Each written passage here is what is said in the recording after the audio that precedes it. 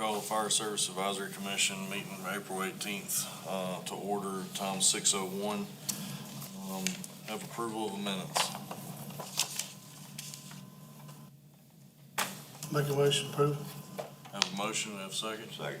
All right, all in favor? Go on to the next item on the agenda, Radio Communications Committee report. Scott, do you have an update for that? Yes. They have been meeting, getting together. They're working on the schematics. They are putting together, we actually had a meeting with dispatch today about some other issues. Physically, the radio group is meeting and looking at every tower, doing that. I know very specifically today, they were shooting dates back to go do an inspection on the Toccoa Tower with the new owner, which is good because we haven't had access to that for a while. So they are putting together the schematic to, if we change everything over to one dispatch, working with dispatch on that to where one channel would be dispatch and then immediately you would get what ops channel you would go to. Very productive meeting with dispatch on that today. What will happen is we are going to be building the schematic as we touch radios, and when we set that, it will go as an extra bank in your channel. Zone in your radio, so that when it comes time to swap over, all you're doing is changing a zone until we get a chance. We don't have to try to program everybody in one day. So it'll be changing zones, then we'll go back and touch them again. This has been in the works for a long time, but at the same time, we still have a lot of work to do. One of that is a lot of vehicles still are not digital. And as soon as you go to that, your vehicles have to be digital. We have a lot of, they are still testing the Kenwoods that people have brought up. We had the meeting today with dispatch. They've had some issues on the sheriff's office side for the Kenwoods programming, in that it roams, but it doesn't always roam. And so they're still testing a lot of those things. We don't want to push out and say, hey, here's an option. We did talk about, the group is talking about where we are now and making purchases for the future. In other words, if we make purchases that can be upgraded to P25, if that's our next step, and we have to pay for that change, then we're not buying a whole new repeater. We're buying an upgrade. If we go that route, and we all know that there is no federal grant money unless it is we have a P25 system. So that group is looking at options, looking at all those as we try to fix what we're doing now. At the same time, we are trying to look at the future to make sure we're buying purchases that actually help us in the future. Work is still going on the 130 tower, the repeater and everything. Building wise is not in, so until that is in, there's a pad there. But there's money in the budget to make that all happen as it goes through. So that advancement in the radio system will be coming in time. It just, we all know how contractors to get all the different pieces together to get that. But yeah, so that is in a quick nutshell update on what radio wise is going on. Just a couple questions. Sure. That way we can tell our departments. The change to go to that would require all radios to be digital. Should be, yes. From what you were saying, the looking over the way we're changing dispatch and everything at that point. When you foresee us switching to that, so we know when radios need to be upgraded to digital by? It would have to have digital capabilities. So the plan is to dispatch, and I'll give you an example. They're still talking about the process, but dispatched over the fire channel. And that's all it would happen there is dispatch. There wouldn't be any communication other than dispatch telling you where to go and assigning you an ops channel, which would be the current rescue or the current digital 1 or digital 2. And that's the channel you would go and route on and do all your communications on, so it'd be monitored by dispatch. Right. And that your whole scene would stay on that channel, and you'd have additional TAC channels you could use for water shuttles and that kind of stuff, but at least the interior crews, you would have dispatch helping everybody else listen to make sure we don't miss a mayday and those kind of things. So it's kind of gonna be a mixture of both currently, and So- not all digital. If there was any radios that does not have any digital capabilities, when would they need to be changed out by end So- of date? So in, the commission had voted in 2022 that all radios should have been changed. Okay, We had some issues. We know we had some programming issues. We had some choice of radio issues that we're working through. And that had gotten pushed to 2023. We're working now to get an inventory on what are all in the vehicles now, so we can see how many are not. And then we can let those departments know, hey, these are not, and then Still. we can. And work- a lot were purchased. now, another question, and I know this has happened in the past from being in chiefs meetings. Is there a certain minimum standard of digital capable radio that needs to be purchased? Or is this just a free-for-all, everybody buys? So we just a are gonna digital try to capable? recommend more than the two radios that were already recommended. Okay. So the two radios on the motor side will work. They will work in our system, no problems. We are trying to give the other options of Kenwood, but until we make sure that it works, I do not want to recommend a department change. It is a P25 radio. It does connect with our air packs. But right now, we have not gotten a constant fix that it doesn't cut itself off a little bit, when it roams. And so, we're working on, I don't wanna recommend another radio that is not what it needs. Now, we have found that most of the problems were programming problems, in our radios, not the radio itself, the Motorola's that we are purchasing. They will never hook up to the air packs, cause that's a commercial radio and it's not P25, and the air packs are P25 compliant, so they hook up to they'll hook up to the Kenwood. But the roaming, since we have a Motorola system, is not quite working as we want it to. It works. It does not work as good as we want it to, and that appears to be programming that we're trying to work through. So basically, our bread and butter is gonna be Motorola with hopefully an option of Kenwood in the future. Yes. Okay. And that's, they physically have radios in hand right now that we are testing, and programming, and they've been through a bunch already. We have one that's working right now, but one isn't, I'm not gonna go on one, we wanna make sure we can reproduce it. Okay. Any more questions? That's- Next be Director Cron's report. Sure, helicopter insurance, anyone who's incentive does have, that presently. We are working with them, to get all the numbers right, and some people got cards, some people didn't.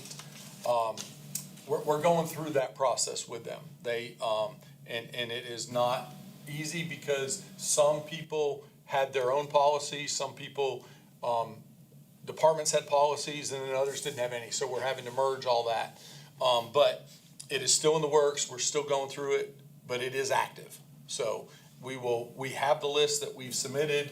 They've said this is what we'll go with if anything was to happen between now and then. How will we know, and I asked this question because it's time for us, Okay, and I got the invoice for Crossroads. okay. And, my name wasn't on it, and I'm like, I know for a fact, last year, so I wondered if maybe. So your name should have been pulled off of yours. Okay.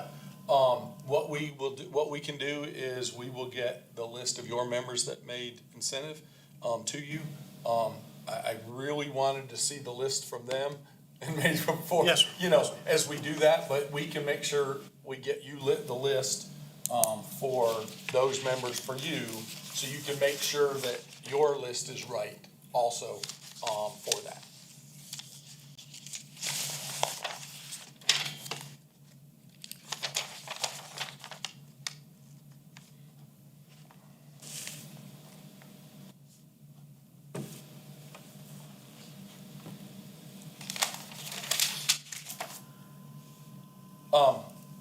last night, Tuesday night at council, the air trailer was passed, so it is being ordered this week. I spoke to the vendor today. We are still months out, but it will be ordered. It is a fully capable on-scene trailer, power, compressor, standalone, 8 cylinders with a compressor that can compress as fast as you're supposed to fill a cylinder anyways. It does come with an extended reel to where from that we will be able to fill other service trucks. We will be able to fill other mobile air, any of that. We could actually on a very large scene increase the capacity to fill cylinders and fill other opportunities. It is mainly, the grant was written for training and on-scene purposes, mainly for the replacing the one that's at the burn building, that is 34 years old and we literally can't get parts for it anymore. But it is going to be built, and it is built for on-scene, just like mobile air, except for the difference is it compresses right on the spot, and can provide anywhere. So if we have anywhere in the county a big incident, we don't have to try to run back to the station to fill. We can literally compress and literally, if the service structure there, we'll be able to fill their cylinders to keep filling others, to increase our capacity for filling air cylinders for that. So that roughly a $200,000 purchase, as it sits intact. So we'll be finalizing the actual build out of that very quickly. So we'll get a delivery estimate, again, probably about 24 weeks or so, but that'll be coming, so. And that was an AFG grant purchase, is where we got the majority of the money. I got a question on that. Y'all still house the old mobile air truck. What kind of miles, and I know that thing got to be getting more. Miles not really that bad. It's just the box in the back is, I think, what's falling apart around the actual Cascade. Right. That's what I didn't know if you had plans to. So that vehicle is actually not in the replacement plan because of all the service trucks that were put out there. And this way with the trailer, I'd love to keep it for as long as we can because it's an asset that we can use. But that is the compressor in the hauled system that we can pull with a pickup truck and not the truck itself, which costs $100,000 plus the compressor system. That's all, I'm just wondering if there's any way of doing some work on the old ones. Yeah. Upgrade the box. And we're still fixing it. It's still not, it's not deadline and we're not planning on just scrapping it. We plan on fixing what we can, but at some point, unfortunately, the box is gonna be past its life expectancy. Yeah, the truck's still in great shape. It's just Yeah, the whole box. the box itself, yeah. Last thing, I have you should have a sheet of paper in there, and it says the 2024 Volunteer Incentive Program. We are, running into a busy year, and I wanna make sure that we push this out. We pushed off, and so what I'm proposing tonight, with one change from last year, just exactly the same as last year, making sure everyone knows so we can push it out. I wanna emphasize, we're supposed to have as firefighters CPR first aid. We need to make sure that the cards are saying that, and that's what they're getting. We had to waive that a lot last year because a lot of people just got their CPR. They did not get a first aid class. Just because you get CPR, it doesn't mean you get first aid. So we need to make sure that, and I'll go through this whole thing in just a minute. The other specific change is specifically related to a 1 hour class, and this is for the accountability committee. we are going through the accountability committee and putting together the accountability forms, starting to get back into that whole process. What we were adding is 1 hour class that emergency services will provide. We'll have 2 or 3 people that can provide this to every single department throughout the summer and the September to make sure that we have a minimum of 1 hour of Oconee County Emergency Services incident command and accountability training. Before we kill someone, we have to start doing accountability. And we have to start making it a priority. We're gonna emphasize to our battalion officers, if it's not being done, it's their responsibility. We gotta start taking care of our people when it comes to accountability. We have for years kind of played with it. And so what I'm asking is that is the with those two, one of which really isn't a change, it's a clarification. We are going with the same criteria.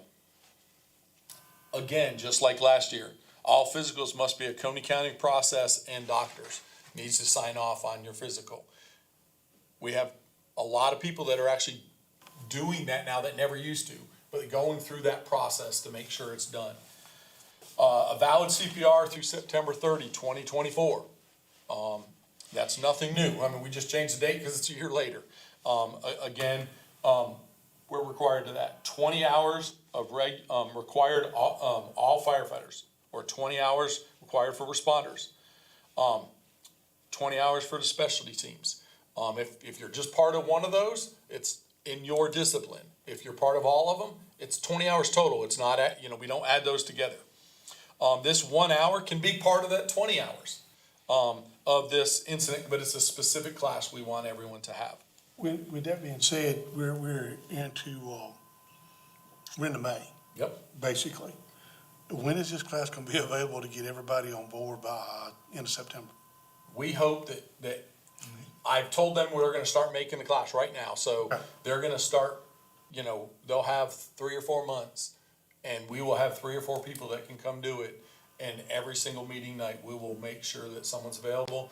Our thought is, we talked about it today, there's also gonna be outside of meeting nights, a couple regional, a regional training, so that if someone misses a meeting night, there's another night to do it. Bruce, a lot of this is the training for that would be going with what we're doing with the accountability committee. Okay, good, that's what I thought. Basically, the new accountability system that we're looking at implementing across the county, this is training of how to actually Gotcha, okay, apply it. Yeah, okay. And just reiteration of establishing command Yes, sir. and not radio command, but a street command and, just that kind of stuff, a quick overview. And this will kind of be an annual thing, No, sounds good, I know we, Yeah. 4 months to do it in. Yeah, and no, yeah, and we're committed to having people available. I mean, any command officer that has had the class and knows enough about accountability and can run the system should be able to come in and if we need to expand the number of people that we provide this to. If we provide a night and we do it 4 different times that night and, in different areas, we'll have people, to make sure that we push it out. Once the boards are set and those to try to start. And we may not have everything set, but they can have the training. For that. This is at least what's coming. Right. In addition, CPR, first aid, each person needs to have some type of formal training. If you're a firefighter, you need to have formal firefighting training. If you're a rescuer, you need to have some type of formal rescue training. A diver, special rescue, same thing. If that's all you are as a diver on the dive team, you have to, you just can't be on the dive team and have no certifications. Hasn't changed. Right. I want to add something to that if I can, is, when Brady was here, everybody had Brady listed on their roster in the, fire portal, so that Brady could verify people's, legitimate training when it come to this. Brady's gone, so if we don't list Honeycutt, if you don't list Honeycutt on your, roster as a training officer, so that he can verify that, then each chief is gonna have to send us some type of document, some kind of certification to verify that they have the additional training above CPR and first aid. I can't go in and see it, because I'm not on your rosters. I can see my roster, but I can't see nobody else's. So, adding Honeycutt, just like he did Brady, will solve that. You won't have to produce anything. He can go in and see it. And that'll qualify, because Brady signed off on every volunteer that they had some type of documented training. But otherwise, it'll be up to the chiefs to produce a certificate for us. Sorry. Yeah, no, that's good. With that, we just wanna, what I added too is it used to be in ERS, is the hours. I did ask, I added first due. We don't know where we're gonna be. We know some of those hours are already going into ERS. We know, so we're gonna have to work through two systems until we get swapped over. We know that. I went ahead and added first due, to that. So as long as those training hours are in one or the other, maybe in half and half as we build this, we know it's a changeover year. It may need a little extra work for us, but we need to make sure it's in the system though. One or the other, whichever way we're at the point. We just need to make sure they're getting in the system, because that is documented. That is what, when ISO comes for us 3 years from now, and we start looking at our hours, that's what's gonna be there, for us to show how many hours we did for ISO. And that's one of the reasons why we try to make sure it's in the system. We know people get it, training, and don't get all their hours put in there. We wanna try to document as many of those hours. It helps everyone, for hours. In the system. I put my emergency management hours in there too. Just to make sure that, to help out any hours that we can have as we go through. Could I make a recommendation for the sheet? Just for a few, I guess to make it a little bit easier clarification in case he was just handed a sheet and not, explained.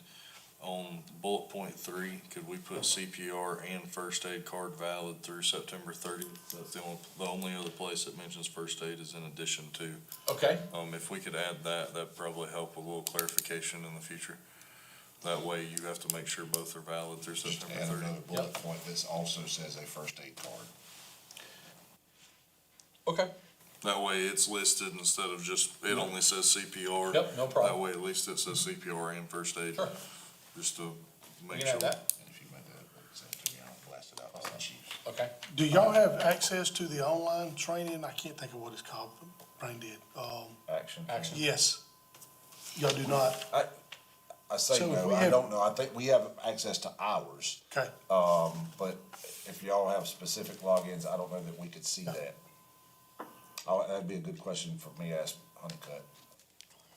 Okay. Because I think we're fixing to get that. Oh, okay. I just need to figure out how to, okay. Once again, for those administrative duties, each department has 50 points. The chief can distribute those appropriately. This can be given to one person or split among others, to do that. Each chief will be given 20 points. For being a chief. You get 20 points for all the extra stuff that they have to do, and all of that, as we go through that. Each chief will need to make sure, there are no duplicate entries.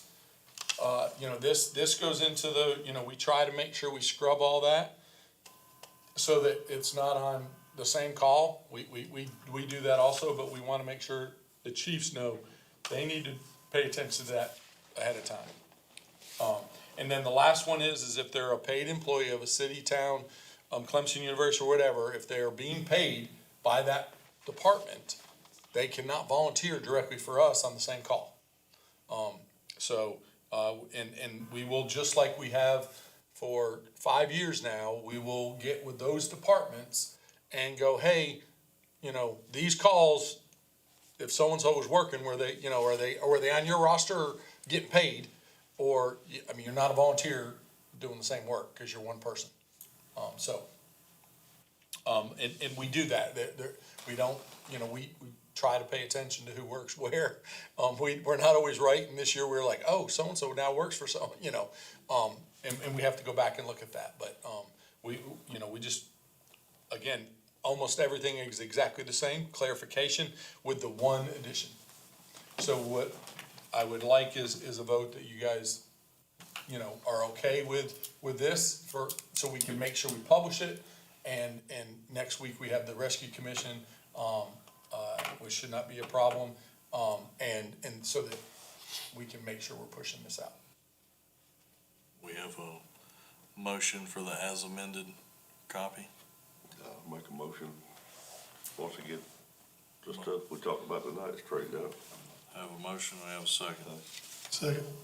All in favor? Thank you. That's all I have. So, box alarm update. Of course, I know it was very hectic for the first couple of days there after we made some updates. But I think we've got most of those bugs worked out. We did make one change to Station 11 this past week. Mike made an update for what y'all wanted done on your medical calls. And I made a change for Station 2 that they needed to have made. But continue as things. I had a chief call last night, and there was a call they were dispatched on. They didn't think they were supposed to be dispatched on it, but they were in the unanswered category and not sure where everybody was at on the first call, and I was in Columbia. So doing a little more digging on that. But as your departments, if they do have calls or areas that don't seem right or something ain't right, let me know, and we'll still get it fixed. But I think for the most part, we've got those bugs worked out. And for the departments that, like Mountain Rest, used to be one box, now it's 4 boxes. So I think we've got all that worked out with GIS, so I hope all that's flowing smoothly. And, but again, if they notice things, please let me know. I gave you tonight, 3 updated SOGs, and I'm not gonna go through these SOGs, and belittle that. Y'all can read those. These are in our ERS system. And I will also email those out. I always wait till I give them to y'all before I email them out. And the dates was from February, but I'll email these out to the departments, next week as well. But, you can see the policies that we did have. It rescinds. The policies, are as simplistic as we can make them to incorporate paid and volunteer. You know, as for like the structure fire, it may say engine and or first crew. So as ICs put people together, it just kind of highlights some of the areas that we need to be focusing on first. And if you'll notice on all 3 of them at the top, under Oconee County Emergency Services, it says best practices, which is basically a guideline. It's not a policy. So, you know, it's there to be amended or adjusted as needed by the IC, provided, you know, that the IC, you know, understands they're responsible and liable for any decisions they make. But that's some guidelines to hopefully help your departments going forward. The last thing I got is the junior and cadet firefighters, and that was supposed to be 2 different bullet points, and I apologize, that was just the way I emailed it to her. But let's talk about junior firefighters first. We did come out with a policy for junior firefighters several months ago. There had been question when I first got here about was juniors covered by workers' comp. They are covered by workers' comp. There is the guidelines they need to follow, the age requirements, the physical they have to complete, and the application they have to complete. I have to turn in their name to risk management, so we make sure they're covered, as well as they have to be listed on your department roster. But we did have, a few weeks ago, there was a call made to HR that there were junior firefighters taking the place of paid firefighters. They were fighting fire. It's very specific on what a junior firefighter can do. They can do stuff on the exterior, but they can't go into an IDLH atmosphere. They cannot be used to replace a paid firefighter.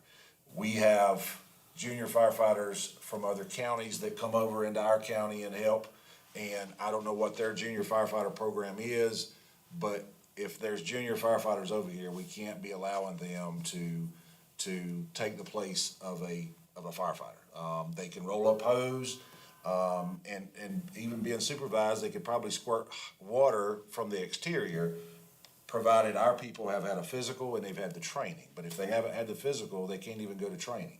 So we just need to make sure. I got that call from risk management because they got the call from HR. Wasn't nobody specific, don't know where the call came from, it might not even been our people. I just want to reiterate that, I'd sent out an email last week to all the department chiefs.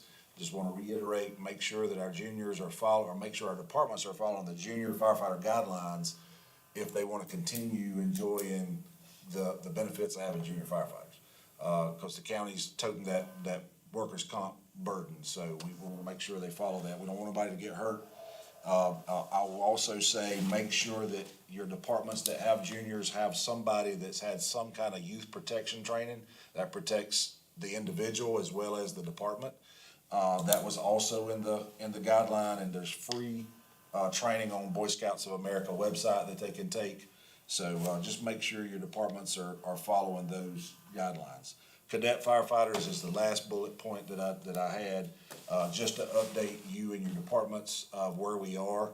We had 8 graduate, last week, maybe the week before last, finished up their cadet class. We're letting them work for 3 weeks with the other squads to they had the training, now I'm trying to get them a little experience before we start putting them out in the, 40 stations, just as rookies. I wasn't gonna say by themselves, cause they're gonna be paired up, but 2 rookies right out of rookie school by themselves, still, they need a little experience, so we're trying to give them as much as we can. We rotate them through Bounty Land and Corinth Shiloh, and we put them with the squad, so hopefully they get a few calls under their belts before they start getting out. So hopefully sometime in May, you'll start seeing them out at your stations. We still have 2 more that are at, Spartanburg in cadet class. They graduate May the 3rd, I think, May the 3rd, and then we'll give them about 3 weeks out in the field with some of our trucks, and then we'll get them out in the stations as well. So we should be full.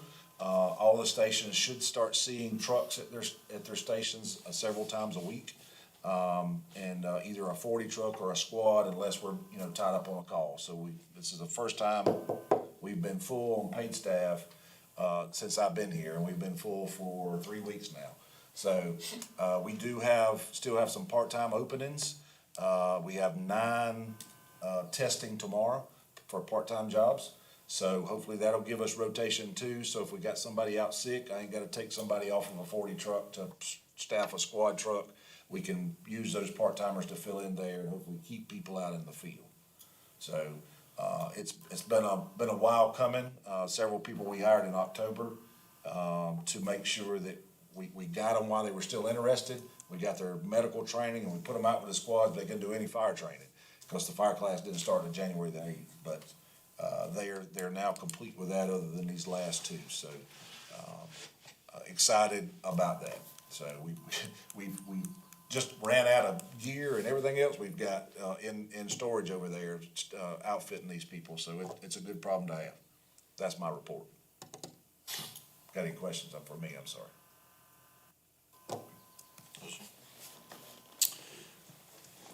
Any questions? Yes, sir. Going to commissioner updates, for Region 1, no updates. Region 2? I don't have no update on there, I guess. Hats off to the Bounty Land Station. They're holding their own, I think, maybe twice. I've heard them have to call another station to go cover one of their calls. One today, I believe. But they're running a lot of calls. I appreciate it. They ran 60 calls in 2 weeks. The first 2 weeks they were there, so, they're pushing closer to 200, I think, now in a month and a half, so it's been pretty steady. I don't remember hearing Seneca run that many calls, but it seemed like that's The call district is a lot bigger than what Seneca had, because some of your districts, in 11, some of 16s, a little bit of 4s, and a little bit of 5s and a little bit of 6s. They turning and burning. Busier than we all expected, to be honest with you. We acquired a Black Cloud. Well, that's true. Yeah. I'm glad. Our call volume is a little bit of a drop. Region 4. At this time, nothing. Okay. motion we adjourn. Oh, can we have one discussion? Yes. Sorry.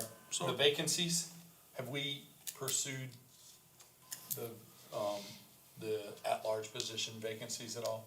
I'll just Oh. go ahead and play ignorant for the sake of education. Can you explain what the at-large positions do? So there's supposed to be a representative from the Chiefs Association as one of the at-large people that make sure that information gets back to them. I thought that was my job. So that- Oh, okay. That So, was his so job. that, okay, that's your job. Yes, sir. So, It was the secretary's position, which used to be Steve Zahn. Steve Zahn, okay. And Austin's been doing that until we found a secretary. Is that not correct? Yes. okay. Yes, sir. Okay, so that was really the, So it's the secretary, our at-large is the secretary, and then Bruce is the appointment Bruce by is the appointed Chiefs by the Association. Chiefs. Okay, okay. So we're still looking for a secretary, we just need to bring that up to Chiefs Association again. Say, anyone willing to be the secretary? Yeah, I talked to three people, I can't talk them into it. Yeah, I think moment there, secretary of that. Right. So, okay, I just, positions that aren't full, we wanna make sure we have the representation that we, need. I'm good, thank you. Have a motion we adjourn. Make a motion. Second. All in favor? Aye.